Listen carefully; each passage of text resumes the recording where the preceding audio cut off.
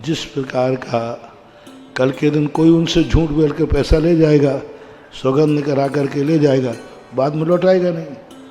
कि झूठ बोल के ले गया तो तुमने भी झूठ बोल करके उससे लिया होगा तो वो ले गया, और यदि तुमने नहीं लिए थे तो चिंता मत करो, उसको झूठ बोल करके कल तुम्हारा पैसा वापस आ जाएगा। तो ये तो कर्म का एक ऐसी व्यवस्था है, कानून से जैसे कोई व्यक्ति बच नहीं सकता, ऐसे कर्म के सिद्धांत से बच नहीं सकता।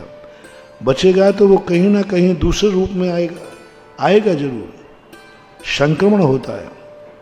अंतराय कर्म जैसे मान लीजिए आहार के अंतराय कर्म डाला हुआ है, अब वो अंतराय कर्म दोपहर में आना है और दोपहर में महाराज अंतराय करेंगे नहीं, तो वो अंतराय दूसरे रूप में बदल जाएगा, अन्य किसी में अंतराय डाल देगा।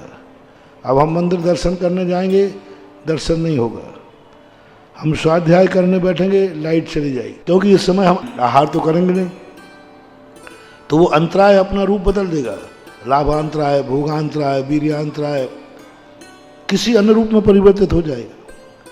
मान लीजिए लाभ के रूप में हमें शक्ति के लिए चाहिए था, अब वो वीर्यांतराय कर्म चला जाएगा, किसी वस्तु को हम उठाएंगे और ये हमारे से छूट जाएगी, टूट जाएगी, घड़ी हाथ से छूट गई।